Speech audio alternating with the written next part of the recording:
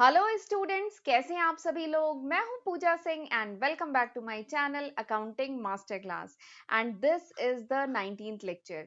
ये मेरा 19th lecture है on the subject business mathematics. And इस टाइम हम लोग पढ़ रहे हैं एक बहुत ही easy chapter that is called sets. ठीक है, एक लेक्चर वीडियो मैं ऑलरेडी अपलोड कर चुकी हूँ इस चैप्टर पे and this is my second lecture on sets. ये मेरा दूसरा लेक्चर है सेट्स पे। तो चलिए एक बार शॉर्ट में देख लेते हैं कि जो पिछला लेक्चर था हमारा, उसमें हमने क्या क्या डिस्कस किया था।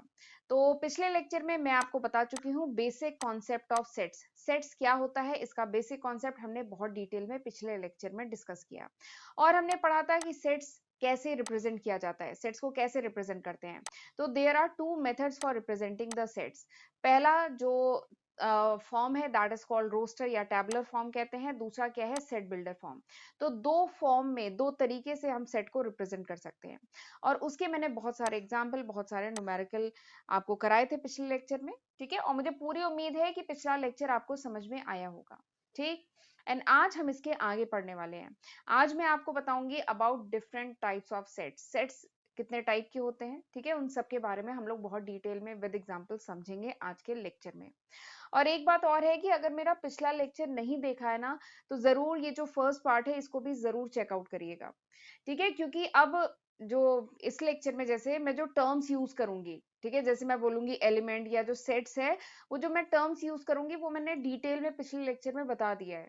ठीक है, तो अगर आपको एलिमेंट्स या ऑब्जेक्ट या मेंबर या जो भी नल फाई ये सब जो टर्म्स यूज करूंगी, ये अगर नहीं समझ में आएंगे तो फिर प्रॉब्लम होगी, तो आज का कॉन्सेप्ट नहीं समझ में आएगा। ठीक है, तो इसलिए एक रिक्वेस्ट है कि पिछला लेक्चर भी जरूर देखिएगा क्योंकि वहां पे बेसिक डिस्कस हुआ है। ठीक, तो चलिए फिर आज का लेक्चर हम स्टार्ट करते हैं। सबसे पहला जो कॉन्सेप्ट है that is empty set. Empty set या जिसको नल सेट कहते हैं या वॉइड सेट कहते हैं, ये क्या होता है। तो देखिए, एम्प्टी मतलब होता है खाली। ठीक है, तो एम्प्टी सेट क्या है, वो set which does not contain any element, यानी वो सेट जिसमें कोई एलिमेंट नहीं होता है, which does not contain any element is called empty set. ठीक है, या जिसको नल सेट भी कहते हैं या जिसको वॉइड सेट भी कहते हैं। ठीक, this is called empty set. ठीक, और एम्प्टी सेट को कैसे रिप्रेजेंट करते हैं, फाई से, ऐसे। एम्प्टी सेट को हम इस तरीके से इस सिंबल से रिप्रेजेंट करते हैं, या फिर ये ऐसे कर्ली ब्रेसेस और बीच में ऐसे कुछ नहीं, एम्प्टी खाली है। ठीक है, तो this is the symbol of denoting empty set. Empty set को इस तरीके से रिप्रेजेंट किया जाता है। राइट, चलिए एक एग्जांपल देख लेते हैं। जैसे सपोज करिए सेट ए है। ठीक है, ये देखिए इसको किस फॉर्म में बताइए ये रिप्रेजेंट किया गया है सेट को, बताइए। मैंने पिछले लेक्चर में बताया था। तो हमने ये किस तरीके से रिप्रेजेंट किया है सेट को, हमने इसे सेट बिल्डर फॉर्म में रिप्रेजेंट किया है। ठीक है, दो फॉर्म होते हैं, एक रोस्टर फॉर्म, एक सेट बिल्डर फॉर्म। तो this is the set builder form, इस तरीके से रिप्रेजेंट करना सेट बिल्डर फॉर्म है। ठीक, तो देखिए एग्जाम्पल देखते हैं हम एम्प्टी सेट का। एग्जाम्पल क्या है, ये एक सेट ए है। ठीक है, सेट क्या है, the set of all x such that X is a student of class BBA presently studying in the college। ठीक है, सेट ऑफ ऑल एक्स यानी उन सारे एक्स का सेट है। सच दैट एक्स क्या है, एक्स वो स्टूडेंट्स हैं जो पर्टिकुलर कॉलेज में बीबीए क्लास में पढ़ रहे हैं। ठीक है, तो इस सेट के एलिमेंट फाइंड आउट करना आसान है ना। उस कॉलेज में बीबीए क्लास में जितने बच्चे हैं उनको काउंट कर लें, वो क्या हो जाएंगे, इस सेट के एलिमेंट हो जाएंगे। ठीक, तो ये तो हो गया, यानी ये तो नॉन एम्प्टी सेट है, इस सेट में तो एलिमेंट है। तो this is an example of non empty set. ठीक, दूसरा एग्जांपल देखते हैं। ये क्या है, सेट बी। सेट बी में क्या है, the set of all x such that x is a student presently studying in both BBA and BCA. यानी सेट ऑफ ऑल एक्स यानी उन सारे एक्स स्टूडेंट का सेट जो बीबीए में भी पढ़ रहे हैं और बीसीए में भी पढ़ रहे हैं किसी पर्टिकुलर कॉलेज में। तो बताइए क्या ये पॉसिबल है कि कोई एक पर्टिकुलर स्टूडेंट किसी कॉलेज में बीबीए में भी पढ़ रहा हो, एनरोल हो, और बीसीए में भी एनरोल हो। ऐसा हो सकता है, नहीं हो सकता ना। पर्टिकुलर सेशन में पर्टिकुलर एक ही यूनिवर्सिटी में ऐसा नहीं हो सकता है ना। तो यानी इस सेट का एलिमेंट क्या होगा, इस सेट का एलिमेंट होगा नल सेट। ठीक है, फाई, इसमें कोई एलिमेंट नहीं होंगे क्योंकि ये पॉसिबल ही नहीं है। ठीक है, तो this is an example of empty set. ये जो सेट बी है, this is an example of empty set. ये एम्प्टी सेट का एग्जांपल है। जो सेट ए है वो एक नॉन एम्प्टी सेट है क्योंकि यहाँ पे आप नंबर ऑफ स्टूडेंट काउंट कर सकते हैं, बट इसमें कोई स्टूडेंट नहीं है, तो ये क्या है, it's an example of empty set.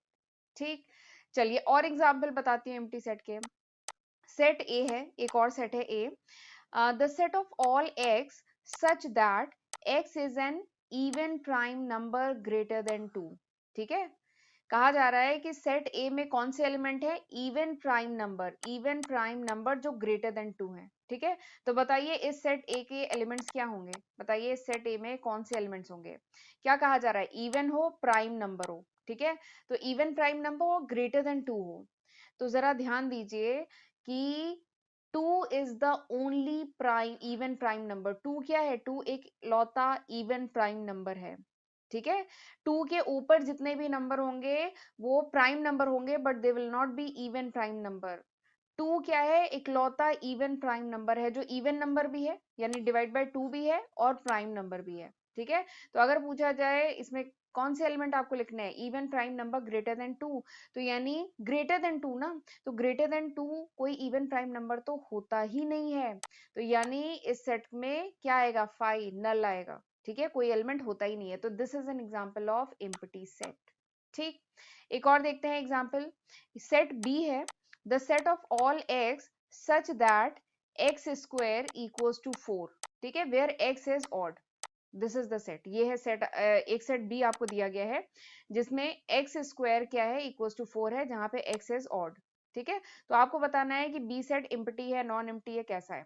तो देखिए एक्स स्क्वायर इक्वल्स टू 4 है, यानी एक्स इक्वल्स टू क्या हुआ, प्लस माइनस 2 हुआ, x equals to plus minus 2 हुआ।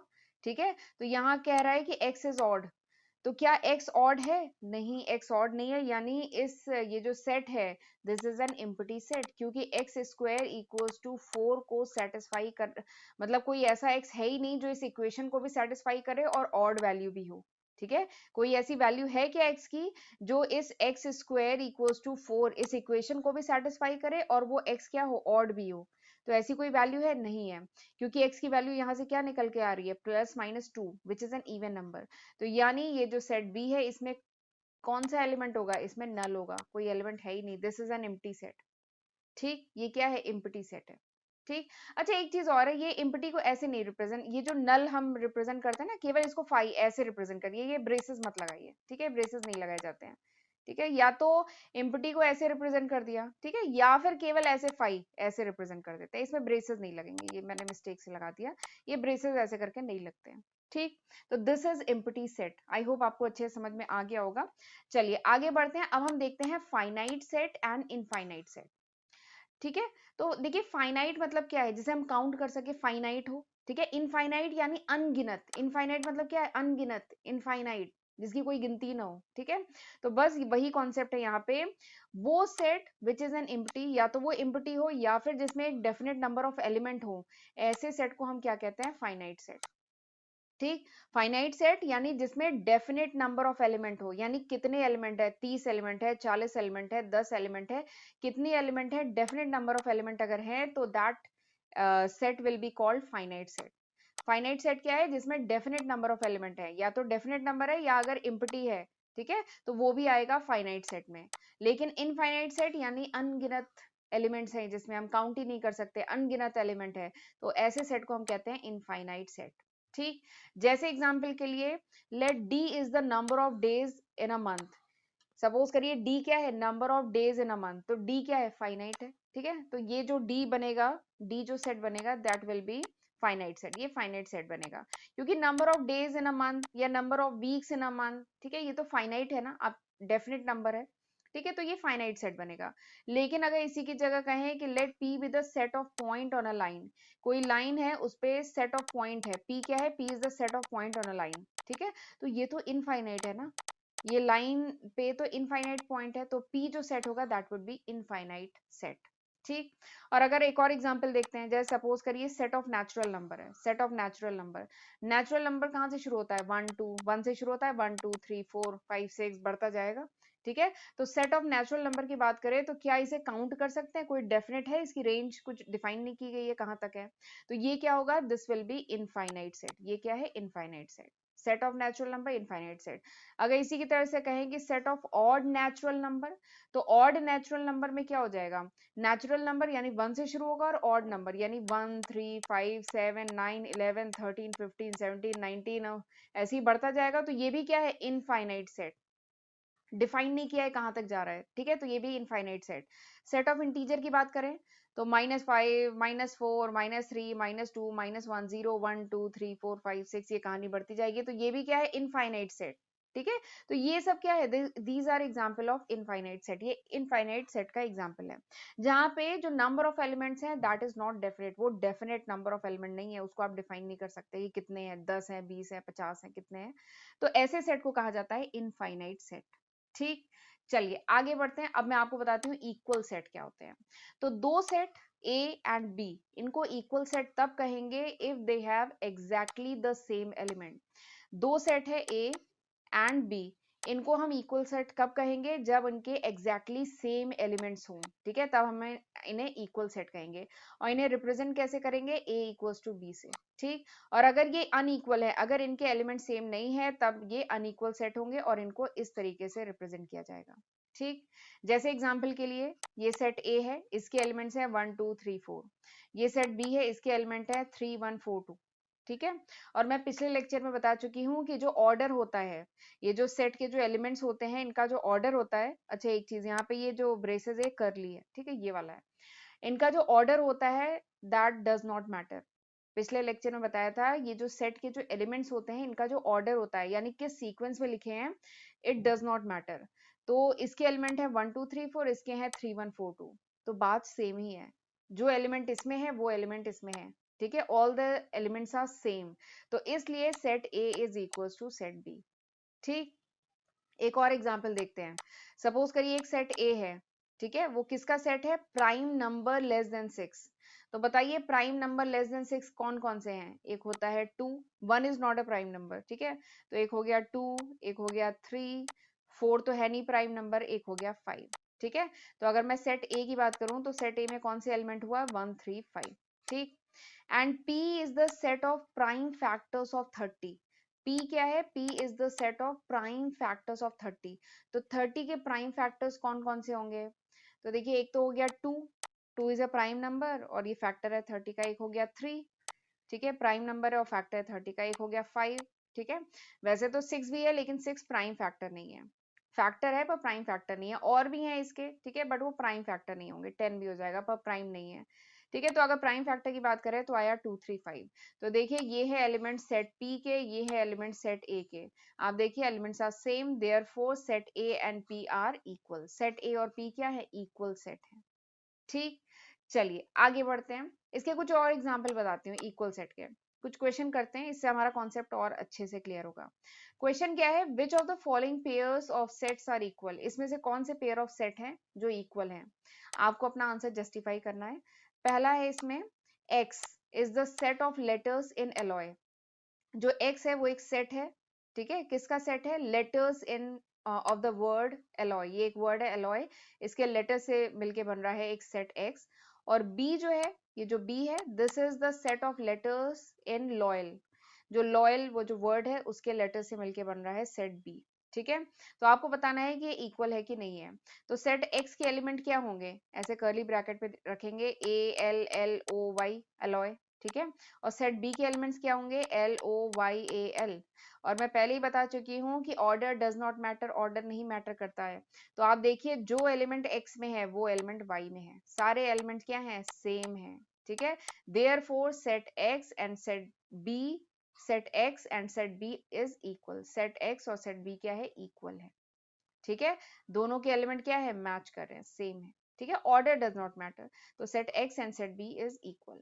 दूसरा क्वेश्चन इसका देखते हैं कि ए जो सेट है, this is the set of all N such that N belongs to Z. N किसको बिलोंग करता है, N belongs to Z. Z क्या होता है बताइए, पिछले लेक्चर में मैंने बताया था Z is the set of, Z हो, एन हो, आर हो, ठीक है, ये क्या रिप्रेजेंट करता है, तो जेड रिप्रेजेंट्स इंटीजर।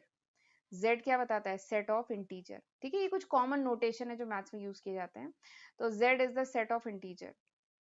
तो A is a set of all n such that n belong to Z and n square is less than equals to 4, यानी n is less than equals to plus minus 2, यानी n की value कहाँ से कहाँ तक लाई करती है, -1 plus -2 -1 0 1 and 2, ये होती है n की वैल्यू, ठीक है, इसका मतलब क्या है, देखिए n square is less than equals to 4, यानी n is less than equals to plus minus 2, यानी n की वैल्यू +2 और -2 के बीच में ये लाई करती है, यानी ये आ गया।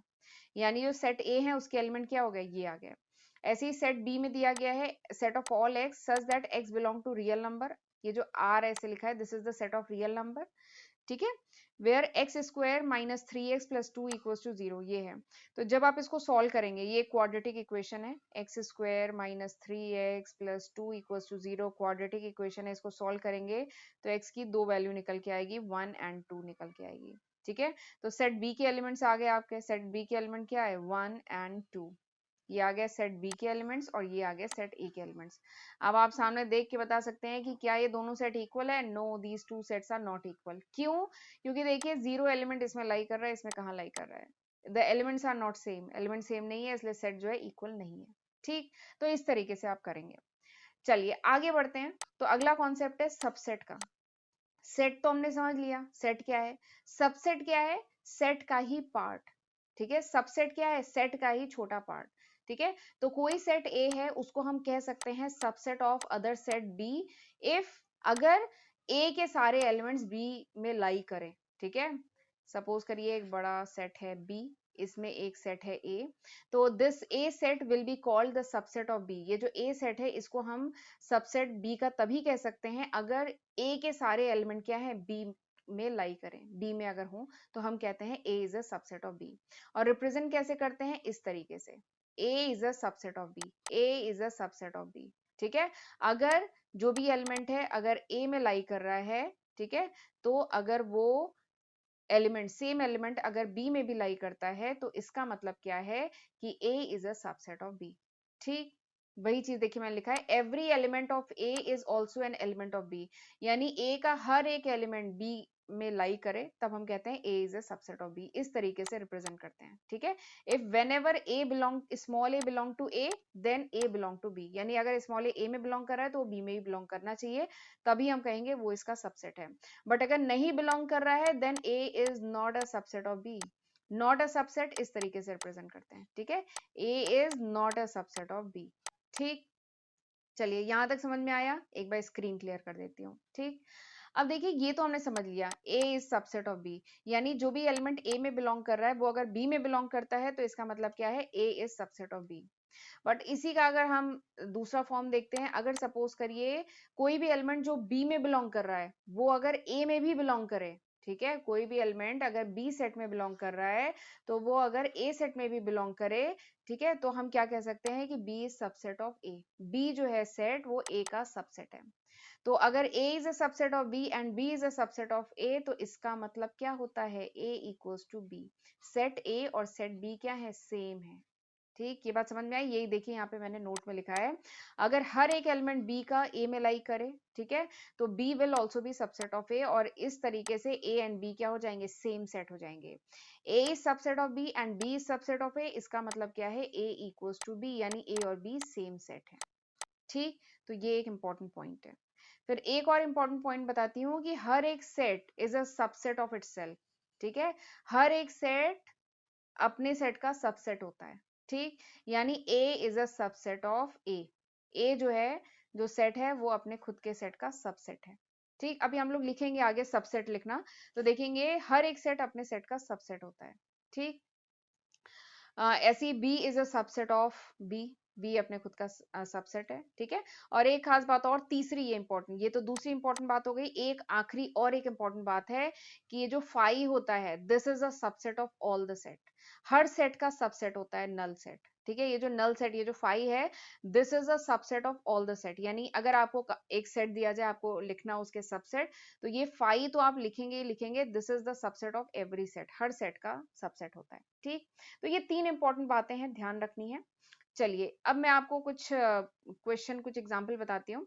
जैसे एग्जांपल है the set Q of rational number is a subset of set R।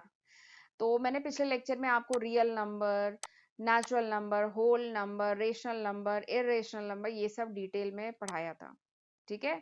तो वहां पर हमने देखा था क्या रिलेशनशिप है, नेचुरल नंबर क्या होता है, whole number, rational number, irrational number, ठीक है, ये सब इंटीजर, ये सब क्या होता है, ये डिटेल में हमने देखा था। तो अगर मैं सेट और सबसेट का कॉन्सेप्ट यहाँ पर लगाएं, तो अगर Q is a set of rational number, Q अगर सेट है रेशनल नंबर का, तो Q क्या हुआ, this is a set of real number ना, ये रियल नंबर का सेट होगा Q, ठीक है। Q is a subset of real number, क्योंकि रियल नंबर के अंदर क्या आता है, रियल नंबर के अंदर तो सारे रेशनल नंबर और सारे इरेशनल नंबर दोनों आते हैं ना, तो rational number is a subset of real number, तो इसको इस तरीके से रिप्रेजेंट करेंगे, ठीक। एक और एग्जांपल देखते हैं। सपोज करिए A इज अ सेट जिसके एलिमेंट है 1 3 5 और B एक दूसरा सेट है, ठीक है। It is a set of all x such that x is N odd natural number less than 6, odd हो, नेचुरल नंबर हो, लेस देन 6 हो। तो देखिए ऑड हो और नेचुरल नंबर हो, नेचुरल नंबर यानी 1 से शुरू हो और ऑड हो, 2 तो है नहीं, फिर 3 हो गया, 4 भी नहीं होगा, 5 हो गया और लेस देन 6 है, यानी ये एलिमेंट्स हुए, यानी A के ये एलिमेंट, B के ये एलिमेंट, ठीक है। तो A is a subset of B, A के सारे एलिमेंट B में है एंड B के सारे एलिमेंट A में है, तो इसका मतलब क्या है, A is equal to B, ठीक है। तो इस तरीके से हम रिप्रेजेंट कर सकते हैं, ठीक। अब एक चीज और है, एक कॉन्सेप्ट और है, प्रॉपर सबसेट क्या होता है और सुपर सेट क्या होता है, ये दो और नए टर्म्स हैं। देखिए प्रॉपर सबसेट क्या होता है, A is a subset of B, ठीक है, ये जो A है ये अगर B का सबसेट है, ठीक है, ये जो A है this is a subset of B, यानी A के सारे एलिमेंट अगर B में लाई करते हैं and A and B is not equal, if A is a subset of B, अगर A सबसेट है B का, ठीक है, A जो ये है सबसेट है B का और A और B इक्वल अगर नहीं है, तो उस केस में A is called proper subset of B। A को क्या कहते हैं, A को कहते हैं प्रॉपर सबसेट ऑफ B, ये प्रॉपर सबसेट है, ठीक है। और B को क्या कहते हैं, B is called super set of A। B को क्या कहेंगे, देखिए ए सबसेट हो गया तो बी क्या होगा, B is called super set, ठीक है, ये सुपर सेट है। ये जो बी है, एक बार स्क्रीन क्लियर कर देती हूँ, ये जो बी है, ठीक है, B will be called super set, A is called subset, ठीक है। ए क्या है, सबसेट है, बी क्या है, सुपर सेट है, ठीक है। बट सबसेट में अगर ये कंडीशन भी फुलफिल हो कि A is subset of B and A B के बराबर नहीं है, ठीक है, तब इसको हम कहेंगे प्रॉपर सबसेट है ये, ठीक है, ये प्रॉपर सबसेट है। तो A is a proper subset of B and B will be called super set of A, ये A का सुपर सेट है, ठीक। चलिए यहां तक आपको समझ में आ गया। फिर एक और टर्म है सिंगलटन सेट, सिंगलटन सेट। तो सिंगलटन सेट क्या है, नाम से ही समझ में आ रहा है, सिंगल वर्ड से बना है, यानी वो सेट जिसमें केवल एक एलिमेंट्स हो, एक एलिमेंट हो, ठीक है, जैसे अगर इसमें केवल एक एलिमेंट है तो इसको हम कहेंगे सिंगलटन सेट। और ये क्या है, this is the null set, this is the singleton set, ठीक है, सिंगलटन मतलब सिंगल एलिमेंट हो, ठीक। चलिए एक एग्जांपल करते हैं, आपको कुछ सेट दिए गए हैं, ये दिया गया है 5 जो नल सेट है, ए सेट दिया गया है, बी सेट दिया गया है, सी सेट दिया गया है। आपको बताना है सबसेट एंड नॉट सबसेट का ये जो सिंबल है, ये इस फिल इन द ब्लैंक्स में फिल करना है, ठीक। तो अब आप सबसेट वाला कॉन्सेप्ट तो अच्छे समझ गए हैं, तो आप फिल कर सकते हैं।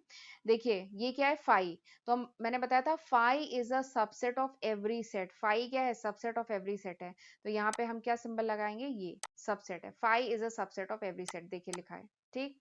फिर A और B के बीच में क्या रिलेशन है, देखिए 1 A में लाई कर रहा है, B में भी लाई कर रहा है, और ये जो 3 है A में लाई कर रहा है, B में लाई कर रहा है क्या, नहीं लाई कर रहा ना, तो A is not a subset of B, A subset नहीं है B का। फिर A और C में अगर मैं रिलेशनशिप की बात करूं, तो 1 3 इसके एलिमेंट है, 1 3 इसमें लाई कर रहे हैं, हाँ लाई कर रहे हैं, यानी A is a subset of B, ठीक। और अगर B C की बात करें, ठीक है, तो इसके एलिमेंट है 1 5 9 और इसके एलिमेंट है 1 5 9, इसमें भी लाई कर रहे हैं, यानी B is also subset of C, B क्या है, सबसेट है C का, ठीक है। तो इस तरीके से आप से पूछे जा सकते हैं क्वेश्चन, और इस तरीके से अब मुझे लगता है कि सबसेट का कॉन्सेप्ट अच्छे से क्लियर हो गया है। चलिए आगे बढ़ते हैं। अच्छा आगे बढ़ने से पहले मैं बताना चाहती हूँ कि this is the list of subject जो मैं आज की तारीख यानी मई 2022 तक अपने चैनल पे अपलोड कर चुकी हूँ। अगर ये वीडियो आप कुछ महीने बाद देख रहे हैं, कुछ साल बाद देख रहे हैं, तो होपफुली मैं इसमें काफी न्यू सब्जेक्ट ऐड कर चुकी होंगी, ये अभी तक है। 430 से भी ज़्यादा वीडियो लेक्चर्स मैं अपने चैनल पे अपलोड कर चुकी हूँ। तो मेरा बस यही कहना है कि इन वीडियो लेक्चर्स का फ़ायदा उठाइएगा, खुद भी पढ़िएगा और अपने फ्रेंड्स के साथ भी इनको ज़्यादा से ज़्यादा शेयर करिएगा, ओके? और चैनल पे पहली बार आए हैं, अभी तक चैनल को नहीं सब्सक्राइब किया है, तो प्लीज़ सब्सक्राइब कर लीजिएगा और नोटिफ़िकेशन बेल भी प्रेस करिएगा ताकि जब भी मैं नया वीडियो डालूँ, आपको नोटिफ़िकेशन मिल जाए, ठीक? और अगर ये वीडियो यूज़फुल लगा हो, अगर ये आधे घंटे आपके वेस्ट नहीं हुए हो, आपने कुछ नया कॉन्सेप्ट सीखा हो, ठीक है, और ये कॉन्सेप्ट आपको क्लियर हुआ हो, तो प्लीज मुझे कमेंट सेक्शन में जरूर बताइएगा कि हाउ वाज दिस लेक्चर, ये लेक्चर कैसा था, ठीक है? आपके कमेंट का मुझे इंतजार रहेगा।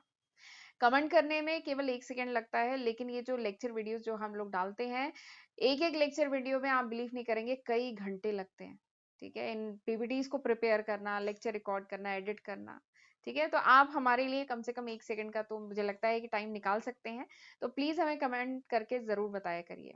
बस थोड़ा सा मोटिवेशन मिलता है, बाकी और कुछ नहीं होता है कमेंट करने से, ठीक? तो चलिए आगे बढ़ते हैं।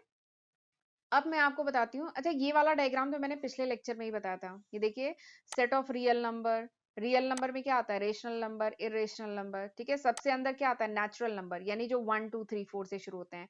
फिर आता है होल नंबर जो 0 1 2 3 4 से शुरू होता है।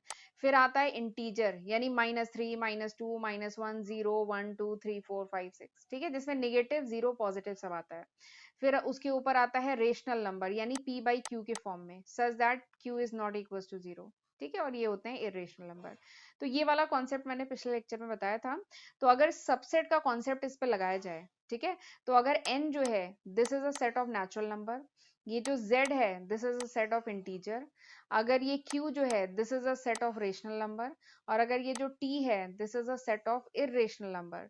तो अगर सबसेट का कॉन्सेप्ट इस पे लगाया जाए तो क्या होगा? जो नेचुरल नंबर है, this is a subset of क्या होगा? इंटीजर।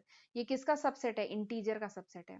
वैसे तो नेचुरल नंबर की बात करें तो ये होल नंबर का भी सबसेट है, ठीक है, क्योंकि होल नंबर में आता है वो 0 से और नेचुरल नंबर में 1 से, ठीक है? तो natural number is a subset of integer, ये इंटीजर का सबसेट है। और इंटीजर किसका सबसेट है? ये रेशनल नंबर का सबसेट है, ठीक है? तो ये एक रिलेशनशिप है। इसमें बच्चों को बहुत कंफ्यूजन होता है, तो ये क्लियर रखिएगा। और अगर आर की बात करें तो R is a set of real number, ठीक है? R set of real number है। तो ये जो रेशनल नंबर है, this is a subset of real number. Irrational number है, ये भी सेट क्या है? रियल नंबर का, ठीक है? ये इस डायग्राम से भी समझ में आ रहा है। तो ये कॉन्सेप्ट भी क्लियर रखिएगा, ठीक है? चलिए आगे बढ़ते हैं। अब मैं आपको बताती हूँ इंटरवल्स, ठीक है? जो इंटरवल्स होते हैं as a subset of real number, interval की बात करते हैं। क्लोज्ड इंटरवल, ओपन इंटरवल, ये क्या होते हैं, ठीक? तो मैं चलिए यहाँ पे आपको बताती हूँ। देखिए, ओपन इंटरवल की पहले बात करते हैं। ओपन इंटरवल क्या होता है? ओपन इंटरवल यानी y सच दैट, सपोज करिए पहले दो नंबर हैं, जैसे सपोज करिए a और b दो रियल नंबर हैं, ठीक है, such that a is less then b, ठीक? तो अगर मैं इंटरवल की बात करूं तो जो ओपन इंटरवल है उसको हम इस तरीके से रिप्रेजेंट करते हैं, यानी a से लेके b तक जितने भी एलिमेंट्स हैं वो इसमें आएंगे, excluding a and b। Open interval है ना, ओपन इंटरवल यानी इसमें ए और बी को एक्सक्लूड किया जाता है, इसमें ए और बी को इंक्लूड नहीं किया जाता है, ठीक है? तो दिस इज ओपन इंटरवल। दूसरा क्या होता है? Close interval. क्लोज इंटरवल यानी क्लोज इंटरवल को इस तरीके से रिप्रेजेंट करते हैं, ये होता है क्लोज इंटरवल, यानी ए से बी तक जितने भी एलिमेंट हैं वो इसमें आते हैं, इंक्लूडिंग ए एंड बी भी इसमें आता है, दिस इज क्लोज इंटरवल, ठीक?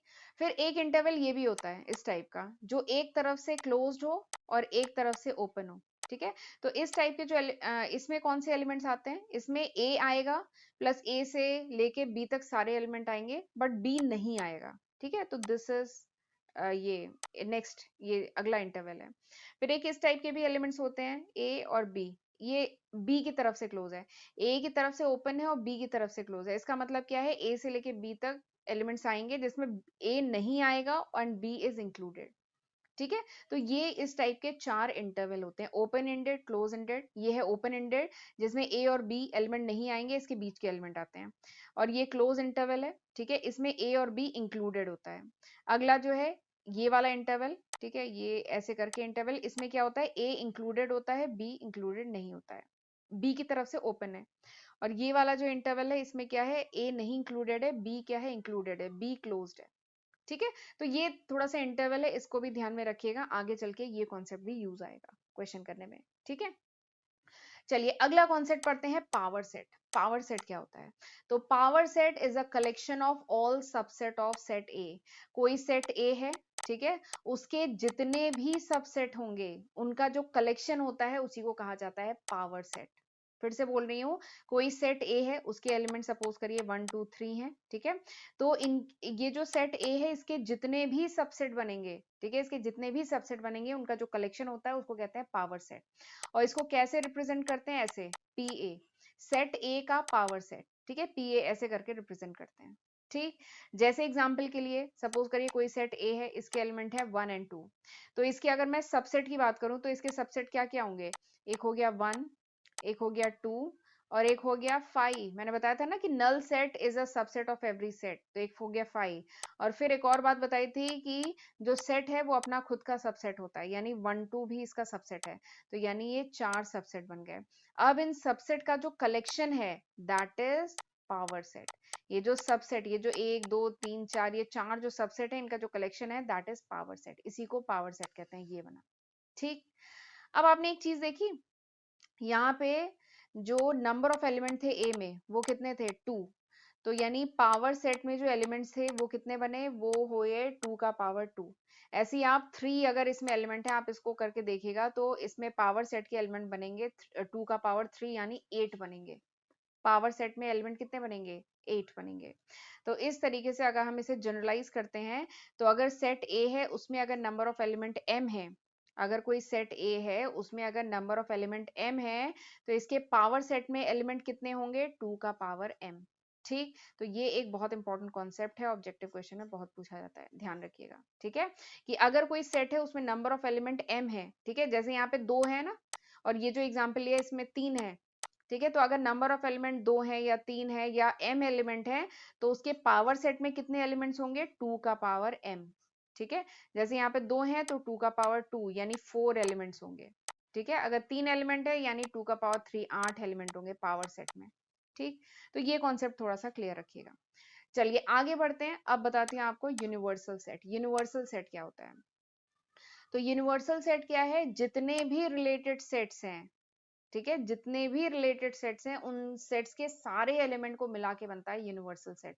देखिए नाम से ही समझ में आ रहा है, अभी तक तो हम छोटे मोटे सेट्स की बात कर रहे थे, फाइनाइट, इनफाइनाइट, इक्वल और कई टाइप के सेट्स की बात हो रही थी, अब सबसे बड़े यूनिवर्सल, ठीक है, सबसे बड़े यूनिवर्सल बेसिक सेट की बात हो रही है। तो यूनिवर्सल सेट क्या है? A set which has elements of all the related set, यानी जितने भी रिलेटेड सेट है उन सबके जो एलिमेंट्स हैं उनसे बनने वाला जो सेट है that is called universal set, without any repetition of elements, इसमें एलिमेंट का रिपीटेशन नहीं होता, तो दैट इज यूनिवर्सल सेट। जैसे एग्जांपल के लिए सपोज करिए कोई सेट ए है, उसके एलिमेंट है 3 2 1, सेट बी है उसके एलिमेंट है ए बी सी 1। ठीक है, तो यूनिवर्सल सेट जो होगा उसके एलिमेंट्स क्या होंगे? उसके एलिमेंट जो ए में एलिमेंट्स हैं जो बी में एलिमेंट्स हैं उनको कंबाइन कर दीजिए और रिपीट मत करिएगा एलिमेंट्स। ठीक है, तो यूनिवर्सल सेट के एलिमेंट क्या हो गए? 1 2 3 जो ए में है और ए बी सी जो बी में है।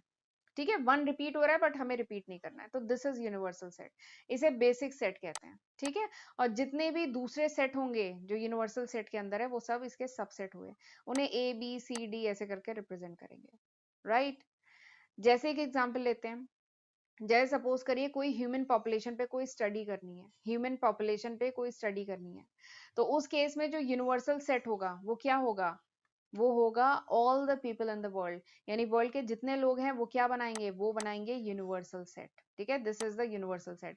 फिर इसमें फीमेल अलग, मेल अलग, किड्स अलग, ऐसे ऐसे अलग छोटे छोटे सबसेट बनेंगे, बट मेन यूनिवर्सल सेट क्या बनेगा? All the people of the world, यानी पूरे वर्ल्ड के जो लोग हैं, कुछ ऐसा बनता है। ये जो यूनिवर्सल सेट है उसका डायग्राम कुछ ऐसा बनेगा।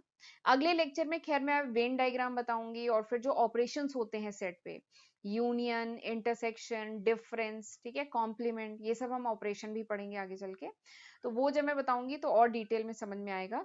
यूनिवर्सल सेट को हम इस तरीके से रिप्रेजेंट करते हैं, ये रेक्टेंगल के फॉर्म में, ये पूरा यूनिवर्स है। ठीक है, अब इसके अंदर एलिमेंट्स 1 2 3 4 5 6 बहुत सारे एलिमेंट हो सकते हैं। ठीक, फिर इस यूनिवर्सल सेट के अंदर एक सेट है ए, और इस सेट ए में कौन कौन से एलिमेंट्स हैं? इस सेट ए में एलिमेंट्स हैं 2 4 6 8 10। ठीक है, ये क्या है, ए सेट के एलिमेंट है।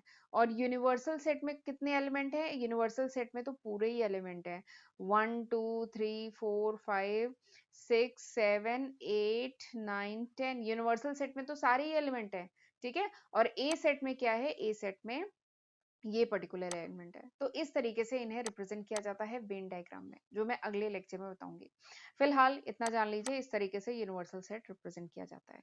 राइट, तो चलिए, this was all about today's lecture. ये था पूरा आज के लेक्चर का कंटेंट। अब हम अगले लेक्चर में पढ़ेंगे वेन डायग्राम। राइट, और मुझे उम्मीद है कि आज मैंने जो पढ़ाया है आपको अच्छे से समझ में आया होगा।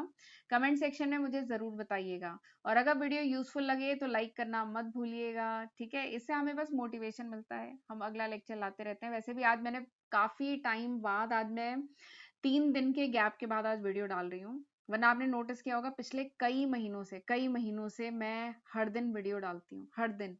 बस आज मतलब मैं काफी दिनों के बाद, आज तीसरा दिन हो गया और मैं आज जाके वीडियो डाल रही हूँ। तो थोड़ा सा हमें मोटिवेट करते रहा करिए, क्योंकि आप लोग का मोटिवेशन, आप लोग का फीडबैक मिलता रहता है, तो उस वही हमारे लिए कह लीजिए एक बहुत बड़ा सोर्स ऑफ इंस्पिरेशन है। वो उसी वजह से हम लोग काम करते रहते हैं और वीडियो डालते रहते हैं। तो प्लीज हमें मोटिवेट करते रहा करिए, और इसी तरीके से मैं भी आप लोगों के लिए वीडियो लाती रहूंगी। तो चलिए, अब मिलते हैं अगले लेक्चर में, तब तक अपना ध्यान रखिएगा। God bless you.